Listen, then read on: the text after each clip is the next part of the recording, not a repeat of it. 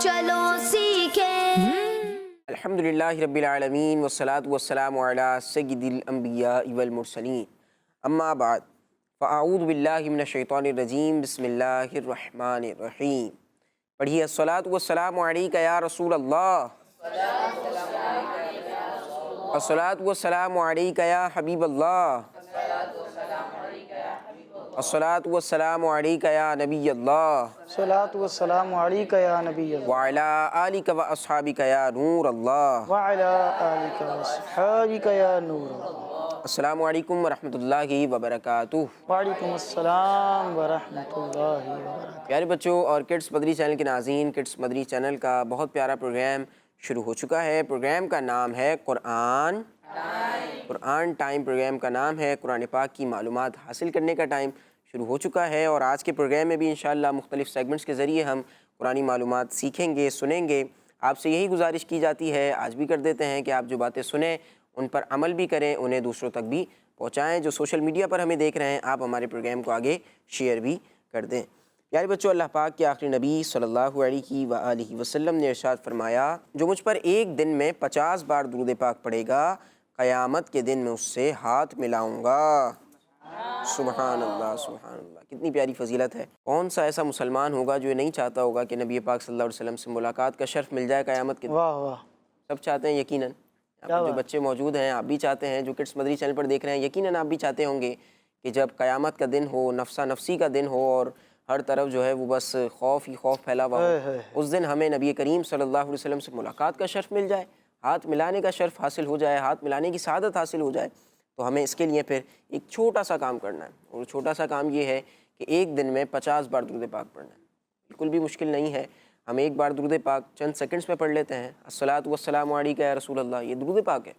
صلی اللہ علی محمد درود پاک ہے۔ اس کے علاوہ مختلف درود پاک ہوتے ہیں، تو جو 50 بار درود پاک پڑھے گا ایک دن میں، اسے قیامت کے دن یہ سعادت حاصل ہوگی۔ اللہ پاک سے دعا ہے کہ اللہ پاک ہمیں بھی یہ سعادت عطا فرمائے، اور ہمیں بھی اس حدیث پاک پر، اس فرمان پر عمل کی توفیق عطا فرمائے، آمین۔ پیارے بچوں اور کڈس مدری چینل کے ناظرین، آئیے پروگرام قرآن ٹائم کے پہلے سیگمنٹ کی طرف بڑھتے ہیں، جس کا نام ہے تلاوت۔ قرآن ٹائم، قرآن ٹائم، قرآن ٹائم۔ اعوذ باللہ من الشیطان الرجیم، بسم اللہ الرحمن الرحیم۔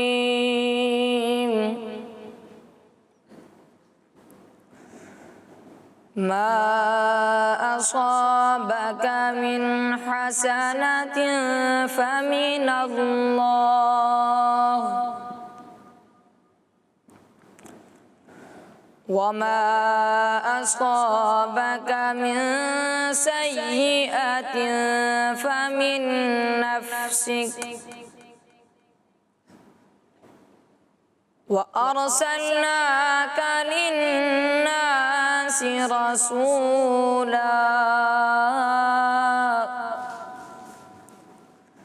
وكفى بالله شهيدا۔ آمنت بالله صدق اللہ العظیم۔ سبحان اللہ، سبحان اللہ۔ پیارے بچوں، اللہ پاک پارہ 5 سورہ نساء کی آیت نمبر 79 میں ارشاد فرماتا ہے، ترجمہ کنز العرفان: اے سننے والے، تجھے جو بھلائی پہنچتی ہے وہ اللہ کی طرف سے ہے، اور تجھے جو برائی پہنچتی ہے وہ تیری اپنی طرف سے ہے، اور اے حبیب، ہم نے تمہیں سب لوگوں کے لیے رسول بنا کر بھیجا ہے، اور گواہی کے لیے اللہ ہی کافی ہے۔ جی پیارے بچوں اور کڈس مدری چینل کے ناظرین، ہم نے آیت سنی، اور بہت پیاری آیت تھی، اس کا ترجمہ بھی ہم نے سن لیا ہے۔ آئیے پروگرام کے اگلے سیگمنٹ کی طرف بڑھتے ہیں، اور اگلے سیگمنٹ میں آپ کو ایک بہت پیارا سا کلام سنانا ہے۔ سیگمنٹ کا نام ہے کلام۔ قرآن ٹائم، قرآن ٹائم، قرآن ٹائم۔ صلی اللہ علیہ یا رسول اللہ، وسلم علیک یا حبیب اللہ۔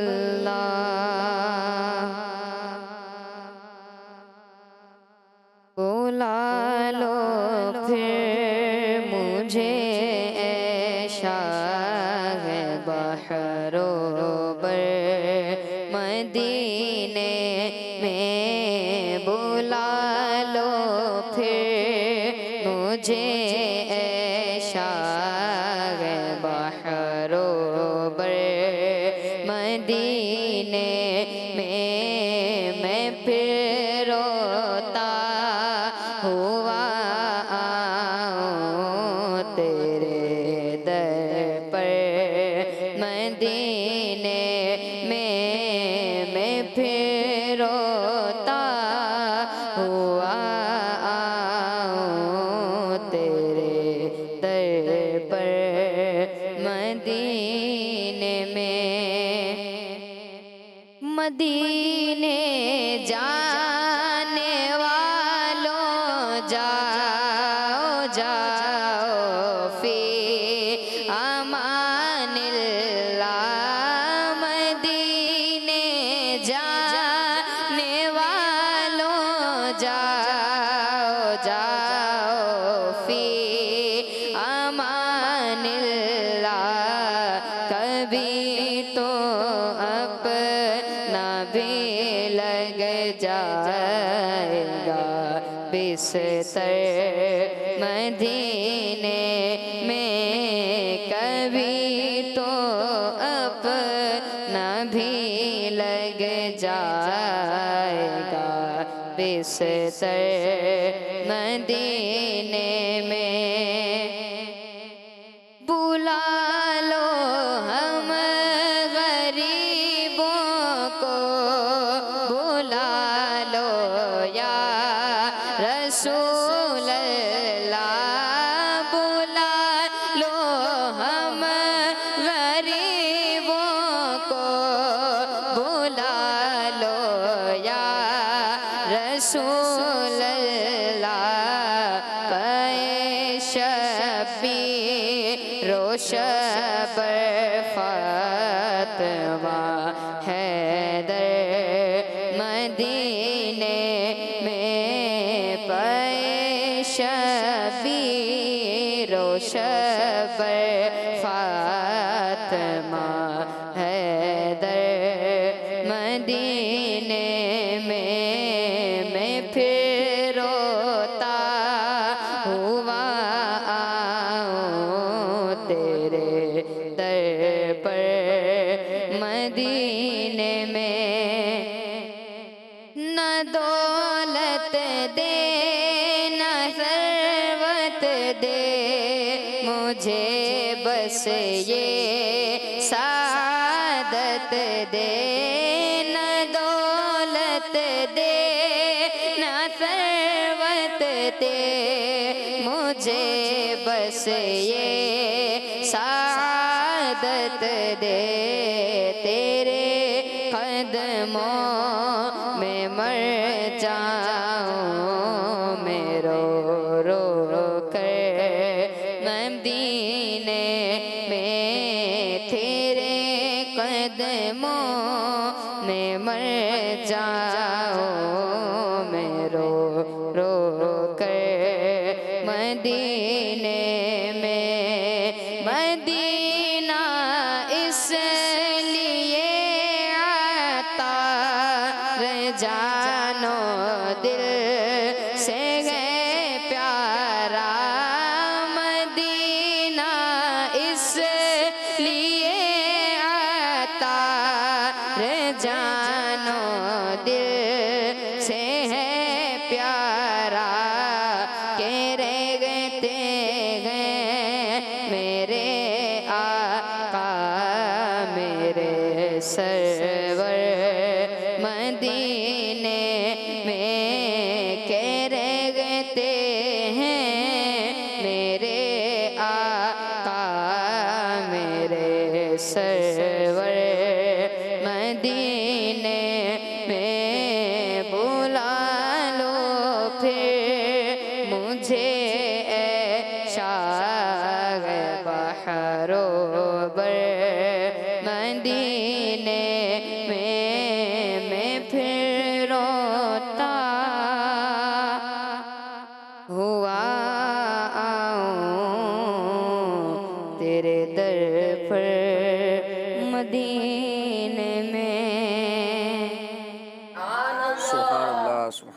ماشاء اللہ. بلا لو پھر مجھے اے شاہ بحر و بر، مدینے میں پھر روتا ہوا آؤں تیرے در پر.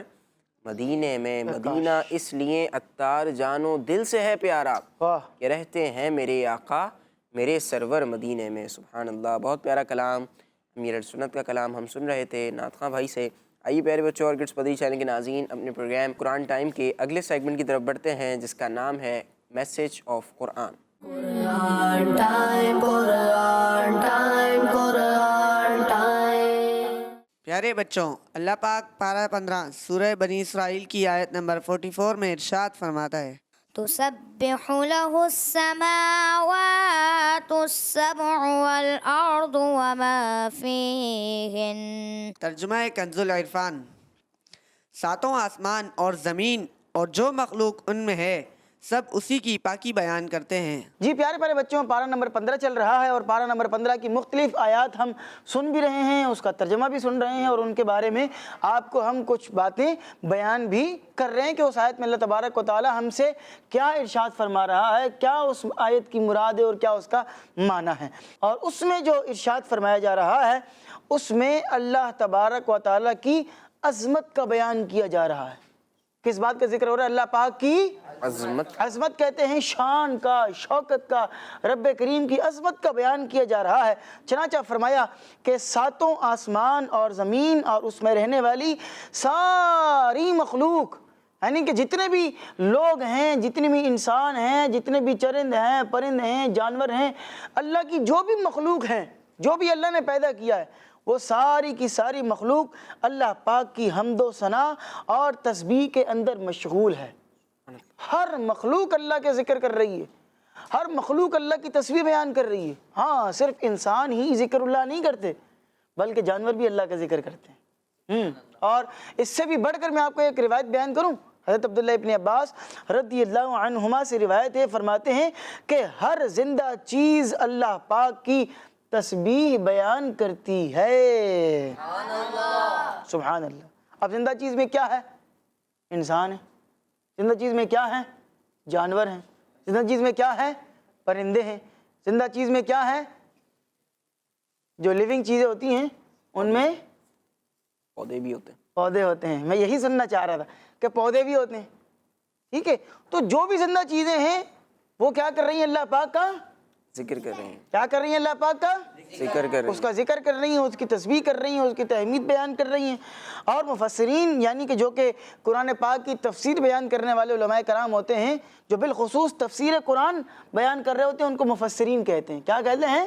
مفسرین. اور جو حدیث پاک کی شرح بیان کر رہے ہوتے ہیں، حدیث پاک کے اوپر کام کرتے ہیں، حدیث پاک کا علم رکھنے والے ہوتے ہیں، ان کو کیا کہا جاتا ہے؟ محدثین. محدثین. کیا کہا جاتا ہے؟ محدثین. اور جو دین اسلام کے جو شرعی احکامات ہیں کہ بھئی یہ حلال ہے، یہ حرام ہے، ان چیزوں کا علم رکھنے والے ہوتے ہیں اور ان چیزوں پر کتابیں لکھ رہے ہوتے ہیں، ان کو کیا کہا جاتا ہے؟ فقیہ. کیا کہا جاتا ہے؟ فقیہ. فقیہ.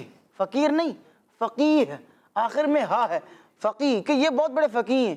جیسے کہ امام اعظم ہیں، امام شافعی ہیں، امام احمد بن حنبل ہیں، امام مالک ہیں. یہ بہت بڑے بڑے فقیہ گزرے ہیں، بڑے بڑے، یوں کہہ لیں کہ فقہ کہتے ہیں جس کو بعض لوگ فقہ کہہ رہے ہوتے ہیں. تو یہ فقہ نہیں ہوتی ہے، فقہ ہوتی ہے. آخر میں ہاں ہوتی ہے، جو عموماً بولنے کے اندر ہاں پڑھنے میں نہیں آ رہی ہوتی ہے کہ فقہ یوں کر کے نہیں پڑھا جاتا ہے، اس کو نارمل فقہ کہتے ہیں. ٹھیک ہے، تو جو فقہ کا علم رکھتے ہیں ان کو فقیہ کہا جاتا ہے. تو خیر، بہت سارے مفسرین جو کہ قرآن پاک کی تفسیر کا علم بیان کرنے والے ہوتے ہیں، وہ فرماتے ہیں کہ دروازہ کھولنے کی آواز، قربان جائیں اللہ تبارک و تعالیٰ کی مخلوقات کس طرح اللہ کا ذکر کر رہی ہیں. جب آپ دروازہ کھولتے ہیں تو دروازہ کھولنے بند کرنے کی آواز آتی ہے. ایسا ہے کہ نہیں؟ اسی طرح فرمایا کہ چھت کا چٹکنا، کہ چھتوں میں سے بھی چٹکنے کی آوازیں آ رہی ہوتی ہیں. کیا آپ حیران ہوں گے کہ چھتوں میں سے چٹکنے کی آوازیں کہاں سے آتی ہیں؟ تو بھئی آج کے دور کے اندر ہمارے یہاں پر پکی چھتیں ہیں، اس لیے اس میں سے آواز نہیں آ رہی ہوتی ہے. ورنہ اگر آپ گاؤں گوٹھوں میں آج بھی چلے جائیں تو وہاں پر جس کو کہتے ہیں کہ بھئی چھپڑا لگا ہوا ہے، یعنی کہ لکڑی کی چھتیں ہیں، ٹھیک ہے، کھجور کے پتوں کی چھتیں انہوں نے بنائی ہوتی ہیں، تو وہ جو کچی چھتیں ہوتی ہیں اس میں سے پھر چٹکنے کی آوازیں آ رہی ہوتی ہیں، اس میں سے ہلنے کی، جب بہت زیادہ تیز ہوا چل رہی ہوتی ہے تو اس کے ہلنے کی آوازیں آ رہی ہوتی ہیں. تو ان کے چٹکنے یعنی چھتوں کے چٹکنا فرمایا کہ یہ بھی اللہ تبارک و تعالیٰ کی تسبیح کرنا ہے، یہ بھی اللہ پاک کی تسبیح بیان کر رہی ہوتی ہیں، اور ان سب کی تسبیح سبحان اللہ و بحمدہ، یہ ان سب کی تسبیح ہے۔ یعنی کہ جب بھی یہ اس طرح کے جو چھت کا چٹکنا ہے، دروازے کے بند کرنے کی آواز ہے، اسی طرح پتھروں کی تسبیحاں ہوتی ہیں، یہ سب جو ہے وہ اللہ پاک کی تسبیح بیان کر رہی ہیں، اور وہ کیا کہہ رہی ہوتی ہیں؟ سبحان اللہ و بحمدہ۔ کیا کہہ رہی ہوتی ہیں؟ سبحان اللہ و بحمدہ، سبحان اللہ و بحمدہ۔ اور پتھر بھی اللہ پاک کی تسبیح بیان کرتے ہیں، اور پتھر نبی پاک علیہ الصلوۃ والسلام پر درود بھی پڑھتے ہیں، ہاں درود بھی پڑھتے ہیں۔ ابھی آپ کو نہال بھائی نے درود پاک کی فضیلت بیان کی اور ترغیب بھی دی کہ درود پاک پڑھتے رہا کریں، درود پاک پڑھنا چاہیے، یہ ربیع الاول کا مہینہ ہے، اس میں تو اسپیشل اور زیادہ بڑھ کر درود پاک پڑھنا چاہیے۔ تو آپ دیکھیں کہ پتھر بھی درود پاک پڑھتے تھے، پتھر بھی نبی پاک علیہ السلام پر سلام پڑھا کرتے تھے، نبی پاک کو سلام کیا کرتے تھے۔ روایت آپ کو بیان کرتا ہوں کہ حضرت جابر بن سمرہ رضی اللہ عنہ صحابی رسول ہیں، یہ فرماتے ہیں کہ نبی پاک علیہ الصلوۃ والسلام نے ارشاد فرمایا کہ میں اس پتھر کو پہچانتا ہوں کہ جو پتھر میرے اعلان نبوت یعنی نبی ہونے کے اعلان سے پہلے بھی مجھے سلام کیا کرتا تھا۔ سبحان اللہ، یعنی کہ ایک پتھر تھا کہ جو کہ نبی پاک علیہ السلام نے ابھی نبی ہونے کا اعلان بھی نہیں کیا تھا، لیکن وہ پتھر جب بھی نبی پاک اس کے پاس سے گزرتے وہ نبی پاک کو سلام کیا کرتا تھا۔ بلکہ حضرت مولا علی رضی اللہ عنہ نے یہ بھی ارشاد فرمایا نا کہ میں ایک دفعہ نبی پاک علیہ السلام کے ساتھ سے گزر رہا تھا، حضور پاک علیہ السلام تھے اور میں تھا، تیسرا کوئی بندہ بھی نہیں تھا۔ اچھا ہم دو بندے جا رہے ہیں، کہتے ہیں کہ کسی نے سلام کیا نبی پاک علیہ السلام کو، کہتے ہیں میں نے دیکھا ادھر ادھر لیکن سلام کرنے والا بندہ نظر نہیں آیا، سلام کرنے کی آواز آ رہی ہے لیکن سلام کرنے والا نظر نہیں آ رہا، تو بھائی ہے کون؟ کہتے ہیں میں نے نبی پاک کی خدمت میں عرض کی کہ یا رسول اللہ صلی اللہ علیہ وسلم یہ سلام کس نے کیا؟ تو ارشاد فرمایا کہ وہ سامنے جو پتھر دیکھ رہے ہو اے علی، میں جب بھی یہاں سے گزرتا ہوں یہ پتھر مجھے سلام کیا کرتا ہے۔ سبحان اللہ۔ آپ قربان جائیں نبی پاک علیہ الصلوۃ والسلام کی شان و عظمت پر، اور پھر پتھر نبی پاک پر درود پڑھیں، پتھر نبی پاک پر سلام پڑھیں، اور ہم غلام مصطفیٰ ہو کر بھی کہیں کہ جی درود جو ہے وہ نہیں پڑھنا چاہیے، درود نہ پڑھیں اور اس کے متعلق وسوسے دل کے اندر پیدا کریں، دلیلیں مانگیں، نہیں بھائی۔ اور آپ دیکھیں جب پتھر درود پڑھ رہا ہے تو نبی پاک علیہ السلام اس کو بھی پہچان رہے ہیں۔ یہاں بھی کتنا پیارا نقطہ ہے کہ پتھر درود پڑھے، نبی اس پتھر کو بھی پہچانتے ہیں۔ تو جو امتی مصطفیٰ کا دیوانہ ہے، مصطفیٰ کا پروانہ ہے، نبی پاک پر جان قربان کرنے والا ہے، نبی پاک کی نعتیں پڑھنے والا ہے، نبی پاک کی ناموس پر اپنی جان قربان کرنے کے لیے تیار بیٹھا ہے، نبی پاک پر درود و سلام کھڑے ہو کر پڑھ رہا ہے، نبی پاک علیہ السلام کے مدینے میں جانے کے لیے رونے والا ہے، تڑپنے والا ہے، جب مصطفیٰ کا وہ دیوانہ، مصطفیٰ کا وہ پروانہ نبی پاک علیہ السلام پر درود پاک پڑھے گا تو نبی پاک علیہ السلام اسے کیوں نہیں پہچانیں گے، اس پر کیوں نظر کرم نہیں فرمائیں گے؟ پتھر پر نظر کرم ہو، غلام پر، امت مصطفیٰ پر، امتی کے اوپر نظر کرم نہیں ہوگی؟ بھئی ہوگی، اور انشاءاللہ ضرور ہوگی، اور یہ تو خود حضور پاک علیہ السلام کی حدیث پاک سے ہمیں ملتا ہے۔ میں یہ آخری بات کر کے پھر ایک اور آیت ہے وہ سنیں گے، اس کی تفصیل سنیں گے کہ آپ دیکھیں کہ نبی پاک علیہ السلام نے خود یہ ارشاد فرما دیا کہ میری قبر پر ایک فرشتہ ہے، اللہ پاک نے اسے مقرر کر دیا ہے، جب بھی کوئی مجھ پر درود پڑھتا ہے تو فرشتہ مجھے بتاتا ہے، مجھے یہ بیان کرتا ہے کہ یا رسول اللہ فلاں بن فلاں نے آپ پر درود پڑھا ہے۔ اب دیکھیں کہ نبی پاک علیہ السلام تک اس کا درود پہنچایا بھی جا رہا ہے، اس کے والد صاحب کا نام بھی پہنچایا جا رہا ہے، بلکہ ایک روایت میں تو حضور پاک علیہ السلام نے خود فرمایا کہ جب کوئی مجھ پر درود پڑھتا ہے تو میں اس کے درود کو سنتا بھی ہوں اور اس کے درود و سلام کا اسے جواب بھی عطا فرماتا ہوں۔ اللہ کیا بات ہے۔ تو کبھی تو کرم ہوگا اور کبھی تو نظر پڑے گی، اور پھر اس نظر کے تعلق سے شاعر نے کہا کہ یاد رکھو اگر پڑ گئی ایک نظر جتنے خالی ہیں سب جام بھر جائیں گے، وہ کرم ہو جائے گا، وہ نظر پڑ جائے گی تو بیڑا انشاءاللہ پار ہو جائے گا انشاءاللہ عز و جل۔ آئیے قاری صاحب سے ایک اور آیت کریمہ کی تلاوت سنتے ہیں۔ پیارے بچوں، اللہ پاک پارہ 15 سورہ بنی اسرائیل کی آیت نمبر 46 میں ارشاد فرماتا ہے وَجَعَلْنَا عَلَىٰ قُلُوبِهِمْ أَكِنَّةً أَن يَفْقَهُوهُ وَفِي آذَانِهِمْ وَقْرًا وَإِذَا ذَكَرْتَ رَبَّكَ فِي الْقُرْآنِ وَحْدَهُ وَلَّوْا عَلَىٰ أَدْبَارِهِمْ نُفُورًا۔ ترجمہ کنز العرفان۔ اور ہم نے ان کے دلوں پر غلاف ڈال دیے ہیں تاکہ اس قرآن کو نہ سمجھیں اور ان کے کانوں میں بوجھ ڈال دیا، اور جب تم قرآن میں اپنے اکیلے رب کا ذکر کرتے ہو تو وہ کافر نفرت کرتے ہوئے پیٹ پھیر کر بھاگتے ہیں۔ جی پیارے پیارے بچوں، پارہ نمبر 15 اور سورہ بنی اسرائیل کی آیت نمبر 46، اس سے پہلے ہم نے 44 آیت سنی تھی، اور اب جو ہے وہ آیت نمبر 46 کے بارے میں ہم کچھ سنتے ہیں کہ اس آیت میں اللہ تبارک و تعالیٰ کیا ارشاد فرما رہا ہے۔ پیارے پیارے بچوں، اس آیت مبارکہ کا خلاصہ یہ ہے کہ کفار کی ضد اور غرور کی وجہ سے اللہ پاک نے ان کے دلوں پر پردے ڈال دیے ہیں۔ ہاں، وہ ضد کرتے ہیں، وہ بات کو نہیں مانتے ہیں، ان کی انا کی وجہ سے، ان کی ضد کی وجہ سے اللہ پاک نے کفاروں کے دلوں پر کیا ڈال دیے ہیں؟ پردے کیا ڈال دیے ہیں؟ پردے ڈال دیے ہیں، اور اب اس کی وجہ سے وہ قرآن پاک کو درست طور پر سمجھ ہی نہیں سکتے ہیں۔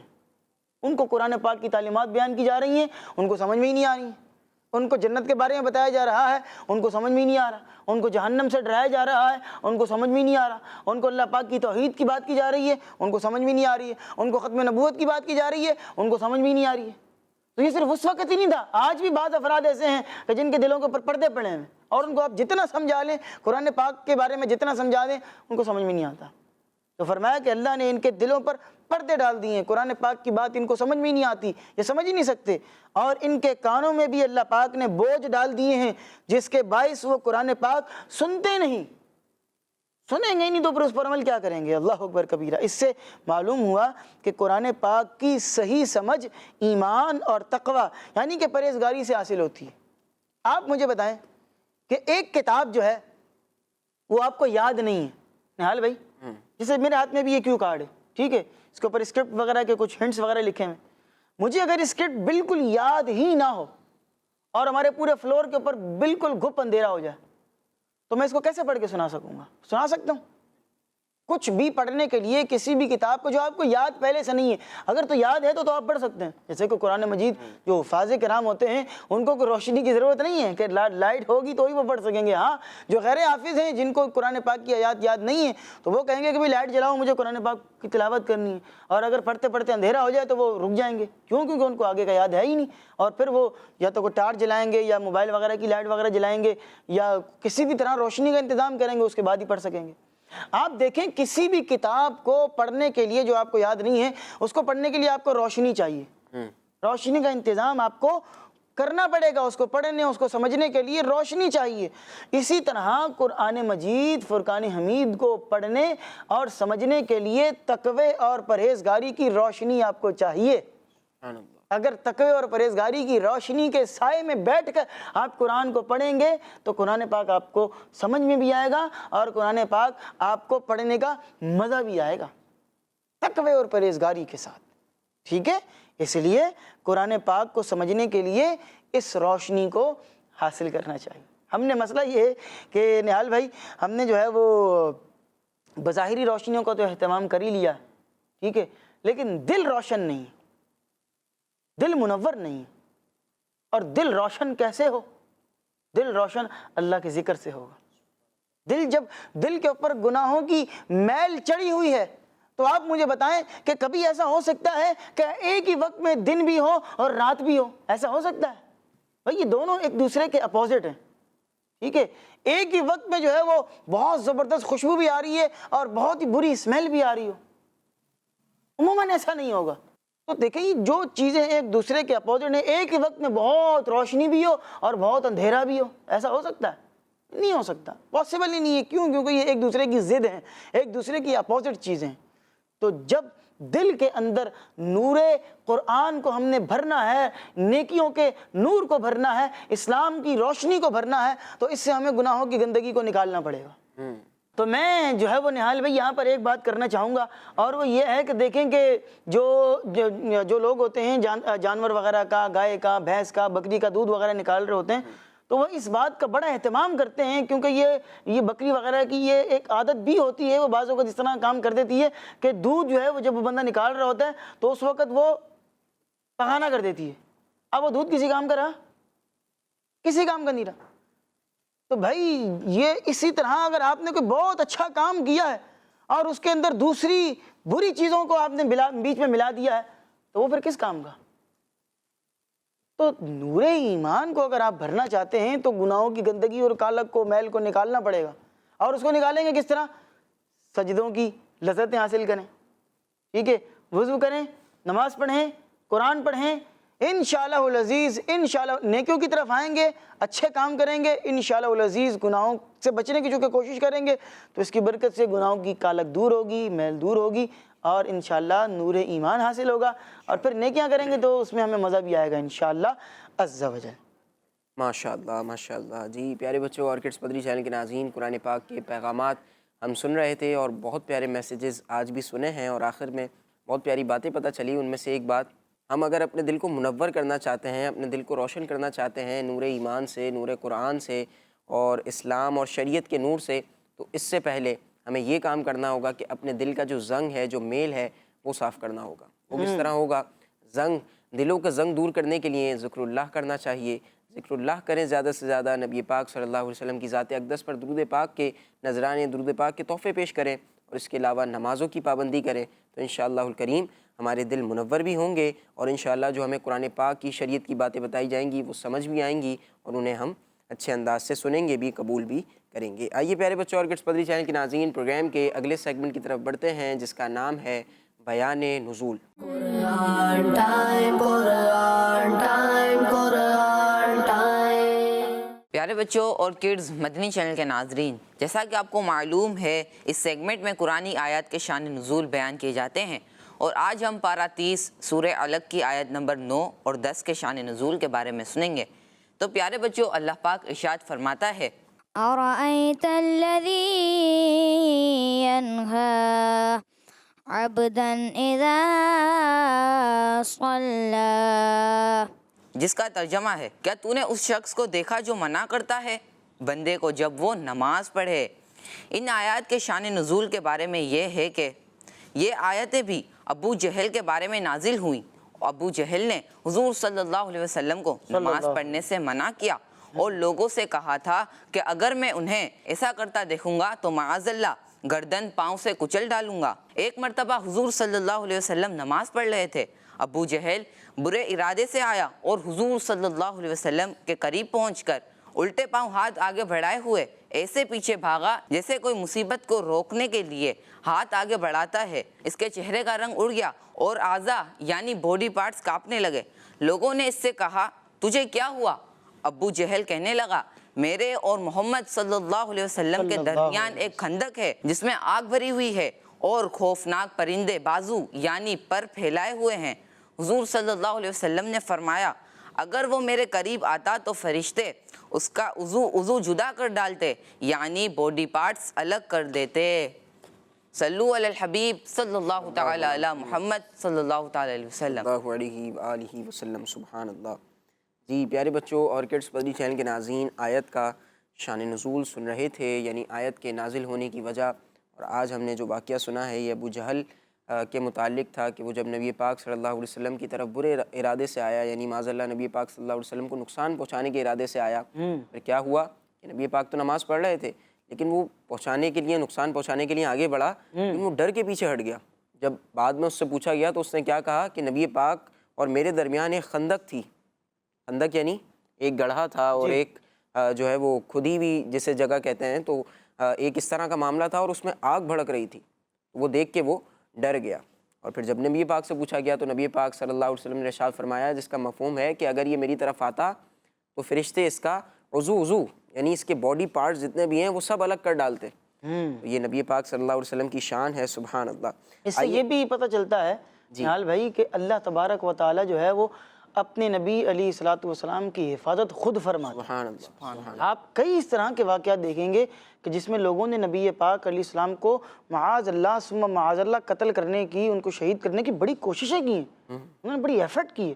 آپ دیکھیں کہ جب نبی پاک اسلام ہجرت کے لیے جا رہے تھے تو اس وقت کیا تھا کہ نبی پاک اسلام کے مکان عالی شان کے باہر انہوں نے باقاعدہ محاصرہ کیا ہوا تھا. محاصرہ سمجھتے ہیں پورے گھر کو گھیرا ہوا تھا، اور اللہ پاک نے کیسا حفاظت کا انتظام فرمایا کہ ان کے سامنے سے نبی پاک گزر کر گئے، ان کو پتہ ہی نہیں چلا، ان کو نظر ہی نہیں آئے نبی پاک علیہ السلام. حضور ان کے سامنے سے گزر گئے اور حضور پاک علیہ الصلوۃ والسلام نے بھی نشانی چھوڑی. ہاں، یہ نہیں کہ ان کے سامنے سے گزر کے چلے گئے، بلکہ نبی پاک علیہ السلام نے خاک اٹھائی مٹی جس کو بولتے ہیں مٹی اٹھائی اور جاتے ہوئے ان کے سروں کے اوپر مٹی ڈالتے ہوئے گئے. حضور پاک ان کے سروں کے اوپر مٹی ڈال رہے ہیں, ان کو نظر ہی نہیں آ رہا, ان کو پتہ ہی نہیں چل رہا ہے. اور جب وہ گزر کے چلے گئے تو لوگوں نے کہا کہ بھائی وہ پتہ کرو کہ وہ آئے کیوں نہیں ہیں. کہا وہ تو چلے گئے. ہاں کب گئے؟ کہا وہ بھی تھوڑی دیر پہلے گئے. ہاں ہمیں تو پتہ ہی نہیں چلا. کہا واقعی گزر گئے؟ کہا سروں پہ چیک کرو, وہ تو مٹی تمہارے سر کے اوپر ڈال کے گئے. تو جب میں نے اپنا بال کو یوں ہلا کر دیکھا تو واقعی ان کے سروں کے اوپر مٹی پڑی ہوئی تھی. سبحان اللہ. قربان جائیں اللہ پاک کیسے اپنے نبی علیہ الصلوۃ والسلام کی حفاظت کا انتظام فرما رہے ہیں. اللہ پاک کے جو یہ نبی ہیں یہ اللہ کے آخری نبی ہیں, اللہ پاک کے آخری نبی ہے. آخری نبی ہیں. اور یہ قرآن پاک اللہ پاک کی جو کتابوں میں کتاب ہے یہ سب سے آخری کتاب ہے. اس کے بعد کوئی آسمانی کتاب نہیں آئے گی. تو اللہ نے ان دونوں کی حفاظت کا ذمہ اپنے ذمہ کرم پر لیا ہوا تھا. کبھی قرآن پاک کے اندر بھی قیامت تک کوئی بندہ رد و بدل کر ہی نہیں سکتا.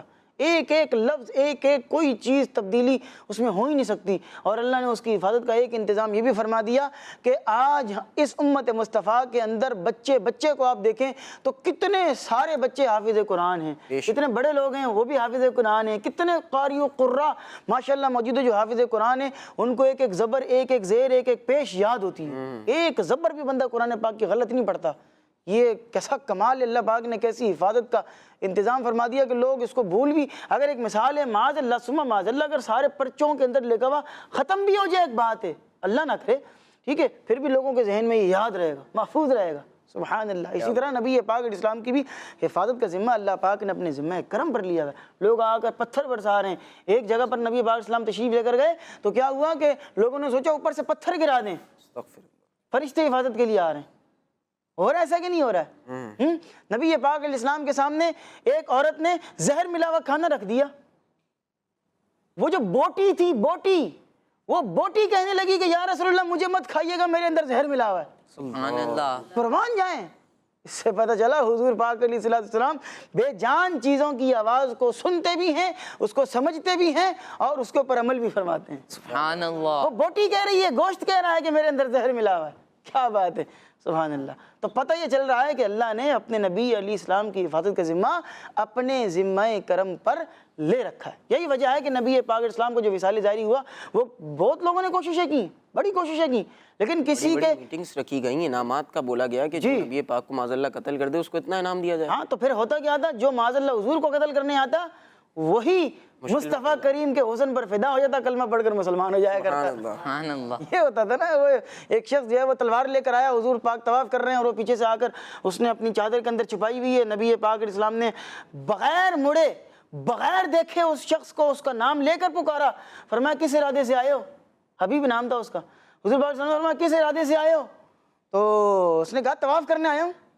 نبی پاک علیہ السلام نے تو پہچان لیا تھا کہ یہ تو معاذ اللہ قتل کرنے کے ارادے سے آیا. نبی پاک نے فرمایا سچ سچ بتاؤ کس ارادے سے آئے ہو؟ تو اس نے کہا کہ اب بھی حضور پاک پیچھے مڑے نہیں ہیں, اس کی طرف دیکھا ہی نہیں ہے. حضور طواف جاری ہے, وہ بھی چل رہا ہے, حضور بھی چل رہے ہیں, بس حضور پاک صلی اللہ علیہ وسلم آگے ہی دیکھ رہے ہیں. اور فرمایا کہ سچ سچ بتاؤ کس ارادے سے. اس نے کہا حضور میں طواف کرنے آیا ہوں, اس کے بعد چلے جاؤں گا. نبی پاک صلی اللہ علیہ وسلم نے فرمایا اگر طواف کرنے آئے ہو تو پھر یہ چادر کے اندر تم نے تلوار کاہے کو چھپا کر رکھی ہوئی ہے؟ سبحان یہ تو اللہ. چادر میں تم نے تلوار چھپائی ہوئی, یہ تلوار کس کام کے لیے ہے؟ پھر جب اس نے یہ سنا تو وہ حیران ہو گیا, ٹھیک ہے. اور پھر کیا ہوا کہ خوف کے مارے اس کے ہاتھ سے تلوار گر گئی, تلوار زمین پر گری اور وہ خود بھی قدموں میں گر گئے. اور جیسے ہی وہ قدموں میں گرتے ہیں تو گرے ہیں وہ قدموں میں اور اتنا اوپر چلے جاتے ہیں, اتنا اوپر چلے جاتے ہیں کہ ان کا مقام و مرتبہ حضور غوث پاک سے بھی اوپر چلا جاتا ہے. سبحان اللہ. امام حسن بصری سے بھی اوپر چلا جاتا ہے, بڑے بڑے اولیاء سے اوپر چلے جاتا ہے, اس لیے کہ وہ کلمہ پڑھ کر مسلمان ہو کر صحابی رسول بن جاتے ہیں. سبحان اللہ. آپ دیکھیں جو قتل کرنے آ رہا ہے وہی مسلمان ہو رہا ہے. سبحان اللہ. نہال بھائی اگر اسی موضوع پر اگر گفتگو کرتے رہیں گے آپ کے پروگرام کی سلاٹ جو ہے وہ ختم ہو جائے گی اور ہمیں اور بھی آگے بھی سیگمنٹس کرنے. تو بڑھتے ہیں اگلے سیگمنٹس کی جانب. جی پیارے بچوں اور کڈس مدری چینل کے ناظرین, بہت پیاری پیاری ہم نے باتیں سنی ہیں اور سیگمنٹ آپ نے سنا بیان نزول. آئیے پروگرام کے اگلے سیگمنٹ کی طرف بڑھتے ہیں اور اگلے سیگمنٹ میں بھی ہم پیاری پیاری باتیں سننے والے ہیں, کیونکہ اگلے سیگمنٹ میں ہم قرآنی واقعہ سنیں گے. تو قرآنی واقعہ یہ آپ خود بھی سنیے اور ایسے آگے شیئر بھی آپ نے کرنا ہے, جو باتیں بتائی جائیں ان پر عمل کرنا ہے. آئیے سیگمنٹ کی طرف بڑھتے ہیں جس کا نام ہے ایک واقعہ. Quran time, Quran time, Quran time. جی پیارے پیارے بچوں، سیگمنٹ ہے ایک واقعہ، اور اس سیگمنٹ کے اندر ہم جو ہے وہ آپ کو قرآن پاک کے واقعات میں سے ایک واقعہ بیان کرتے ہیں۔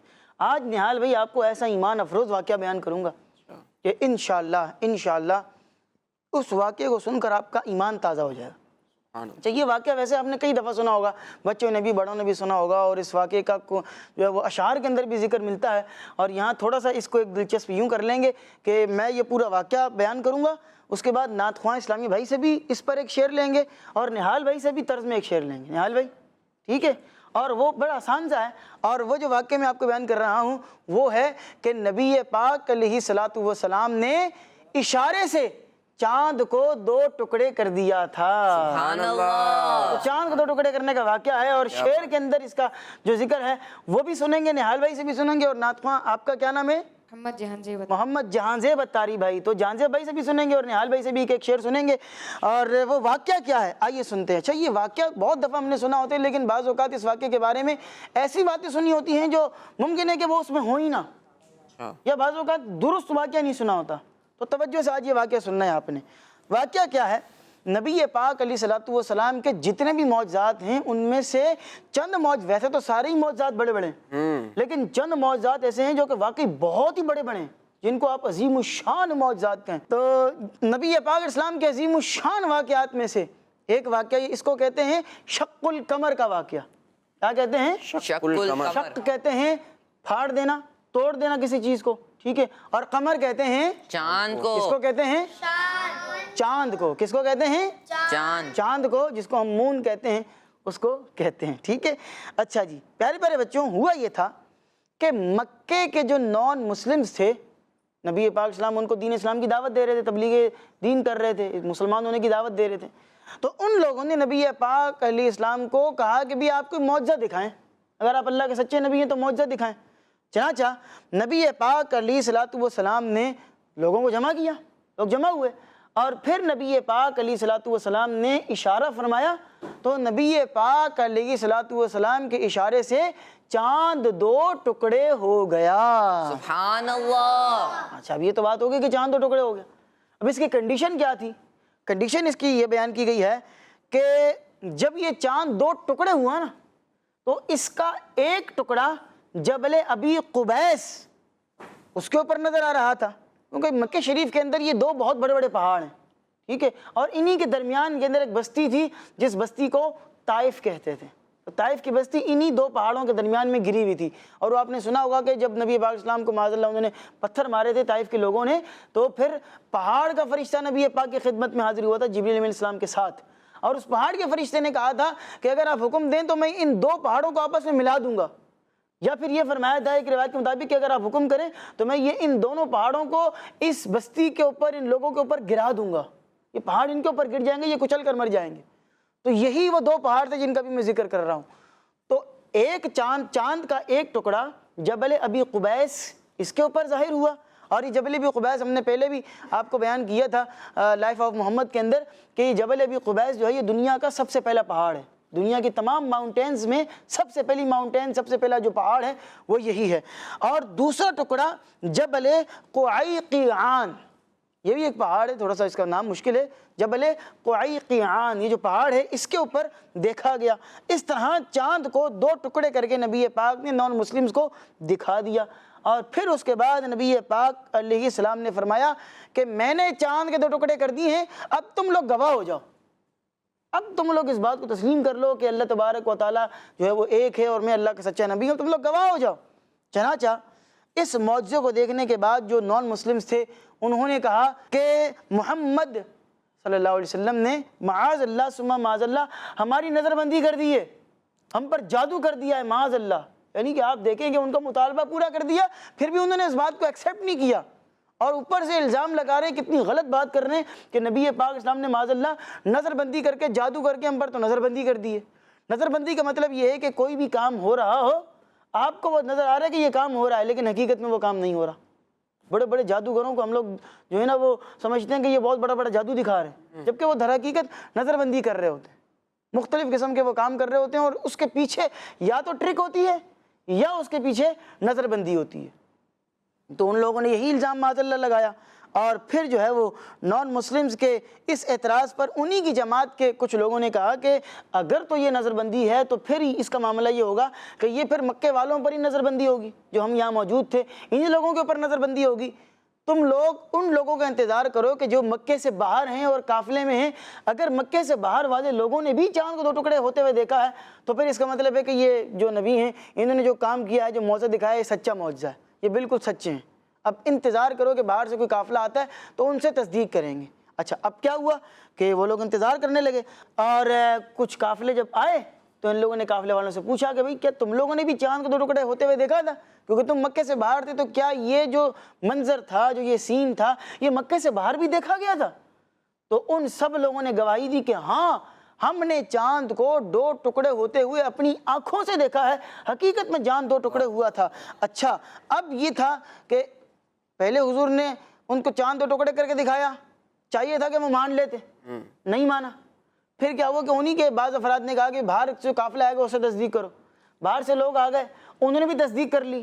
اب دوسری دفعہ بھی ان کو چاہیے تھا کہ وہ اس بات کو ایکسیپٹ کر لیتے، تسلیم کر لیتے، لیکن انہوں نے دشمنی کی بنیاد پر دوبارہ یہ جانتے ہوئے کہ یہ سچے نبی ہیں، یہ سچ کہہ رہے ہیں، ان کا معجزہ بھی سچا ہے، ان کا دین بھی سچا ہے، ان کا اسلام بھی سچا ہے، ان کا کلمہ بھی سچا ہے، اس کے باوجود انہوں نے دشمنی کرتے ہوئے اس بات کو ماننے سے انکار کر دیا، اس بات کو قبول کرنے سے انکار کر دیا، اور انہوں نے اس بات کو تسلیم نہیں کیا۔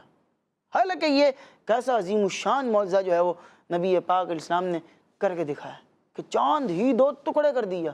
آپ اندازہ لگا سکتے ہیں کہ چاند کہاں ہے، اور پھر صرف چاند کو 2 ٹکڑے کرنا ہی، علماء نے یہ لکھا ہے کہ چاند کو 2 ٹکڑے کرنا ہی صرف معجزہ نہیں تھا، بلکہ 2 ٹکڑے ہونے کے بعد نبی پاک علیہ السلام نے جب دوبارہ اشارہ کیا تو ٹوٹا ہوا جو چاند تھا ایک ادھر ایک ادھر، وہ دوبارہ آ کر جڑ جاتا ہے۔ سبحان اللہ۔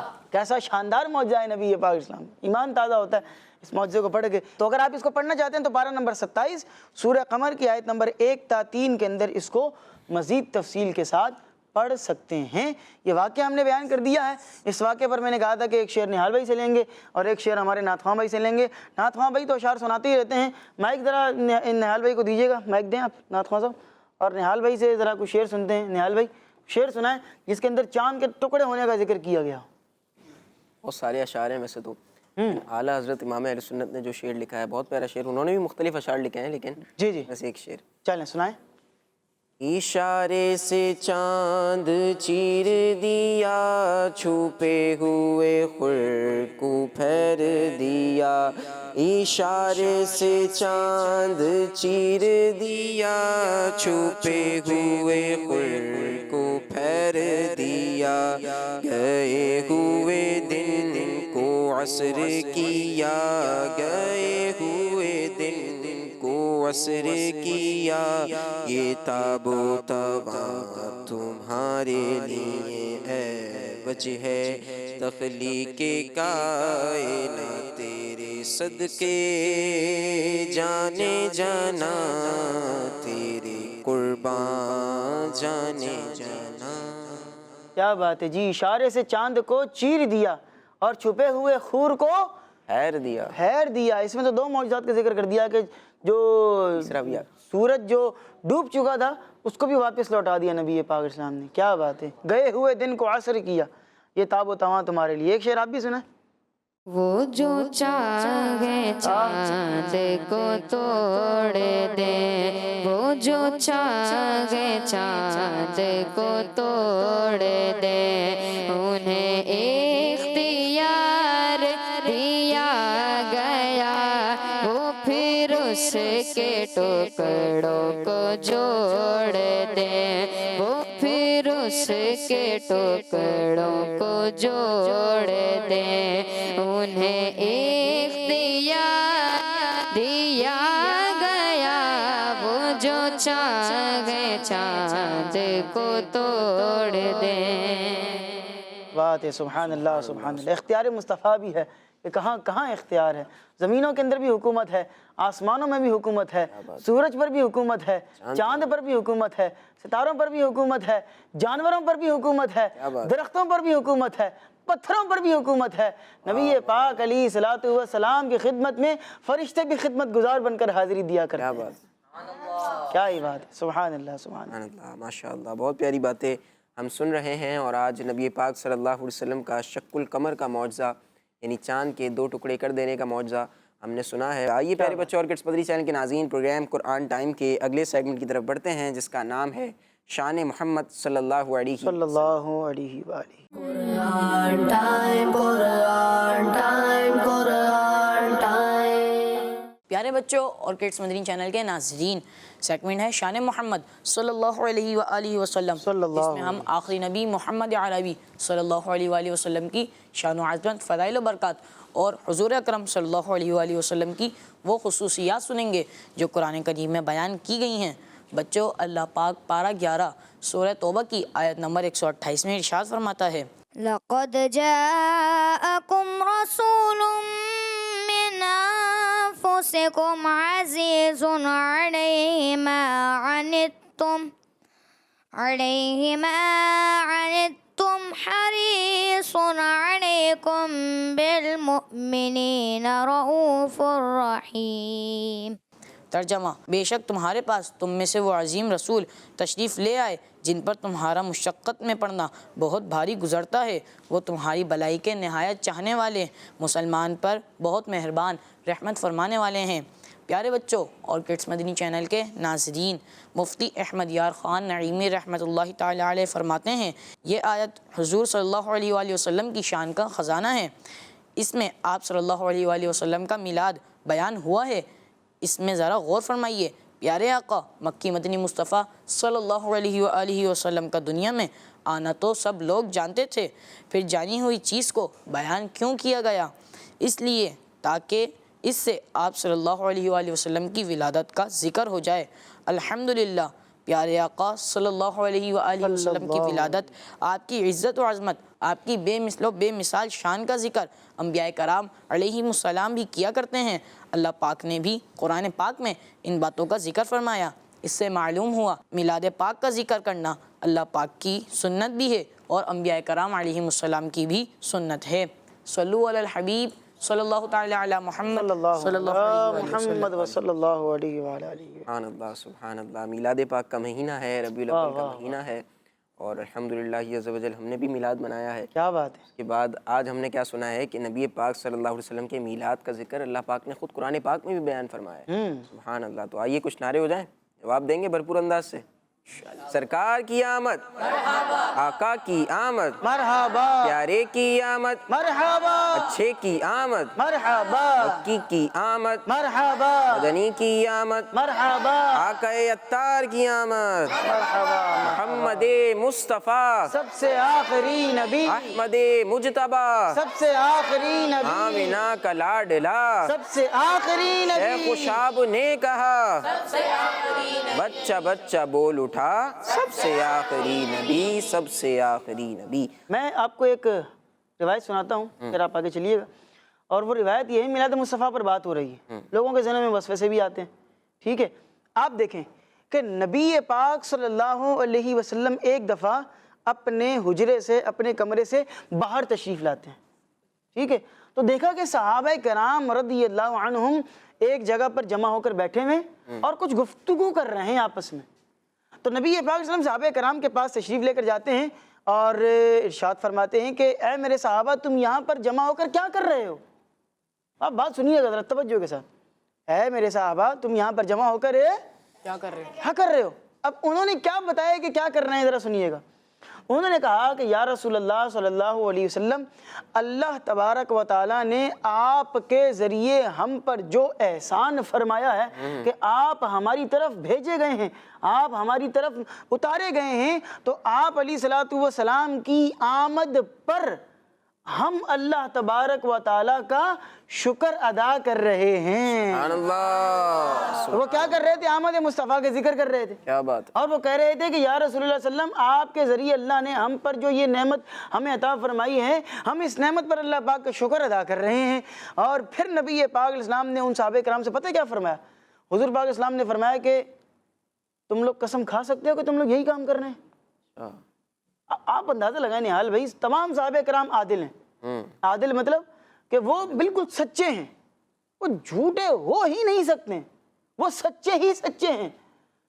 تو حضور پاک علیہ السلام صحابہ کرام سے قسم لے رہے ہیں کہ کیا تم قسم کھا سکتے ہو؟ تم لوگ میری آمد کا ہی گویا کہ میری آمد کا ہی ذکر کر رہے ہو۔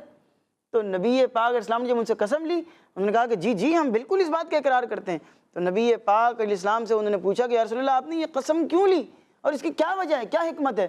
تو آقا کریم علیہ السلام نے فرمایا کہ تم یہاں پر جو کر رہے ہو، جبریل امین میرے پاس کمرے میں آتے ہیں اور مجھ سے عرض کرتے ہیں کہ یا رسول اللہ صلی اللہ علیہ وسلم آپ باہر مسجد میں جا کر اپنے صحابہ کرام کو دیکھیں، آپ کے صحابہ وہاں پر جو کر رہے ہیں، جو وہ کام کر رہے ہیں، جو وہ عمل کر رہے ہیں، ان کے اس عمل کی وجہ سے اللہ تبارک و تعالیٰ اپنے فرشتوں کے درمیان اپنے فرشتوں کے سامنے فخر فرما رہا ہے۔ سبحان اللہ۔ رب کریم فرشتوں کے سامنے فخر فرما رہا ہے، اور فرشتے کے سامنے ذکر جو ہو رہا ہے، فرشتوں کے سامنے جو فخر ہو رہا ہے، وہ کس بات پر ہو رہا ہے کہ یہاں صحابہ کرام آمد مصطفیٰ کی بات کر رہے ہیں، ذکر مصطفیٰ کر رہے ہیں۔ ہم بھی اپنی محفلوں میں کیا کرتے ہیں؟ ذکر مصطفیٰ کرتے ہیں۔ ہم بھی اپنی جو محافل میلاد ہوتی ہیں ان میں نبی پاک علیہ السلام کا ذکر ہی کرتے ہیں، اور جو لوگ غلط کام کرتے ہیں، معاذ اللہ ڈھول بجا رہے ہیں، ناچ گانے کر رہے ہیں، یا میوزک چلا رہے ہیں، یا بڑے بڑے اسپیکر کے ذریعے لوگوں کو تکلیفیں پہنچا رہے ہیں، یا مکمل طور پر جو ہے وہ روڈ کو بلاکس کر کے اور لوگوں کو آزمائش اور تکلیف کے اندر مبتلا کر کے اس طرح کے کام کر رہے ہیں، تو اس طرح کی تو دین اسلام نے پرمیشن نہیں دی ہے۔ ٹھیک ہے، دین اسلام نے ہمیشہ یہ کہا ہے کہ آپ جو بھی عمل کریں، جو بھی کام کریں، شریعت کو اور دین اسلام کے اصولوں کو عمل اس کے مطابق عمل کرتے ہوئے پھر آپ وہ کام کریں، ثواب بھی ملے گا۔ تو میلاد کریں، میلاد کو دین اسلام کے، شریعت کے اصولوں کے تقاضوں کے مطابق کریں۔ ماشاءاللہ جی، پیارے بچوں اور کڈس مدنی چینل کے ناظرین، میلاد کے حوالے سے بھی بات ہوئی، اور اسی پیارے سے سیگمنٹ کے ساتھ ہمارے پروگرام کا وقت بھی اپنے اختتام کی طرف بڑھ رہا ہے۔ آپ سے ملاقات ہوگی اگلی ایپیسوڈ میں۔ یوٹیوب کڈس مدنی چینل پر آپ ہمارے پچھلے پروگرامز دیکھ سکتے ہیں۔ کڈس مدنی چینل کے جو دیگر پروگرامز آتے ہیں، جو دیگر نشریات ہیں، وہ بھی وہاں پر اپلوڈ ہے، وہ بھی آپ دیکھ سکتے ہیں۔ اپنا خیال رکھیے، ہمیں دعا میں یاد رکھیے، اور نمازوں کی پابندی کیجیے۔ صلو علی الحبیب صلی اللہ علی محمد صلی اللہ علیہ وآلہ وسلم۔ دیکھتے رہیے کڈس مدنی چینل۔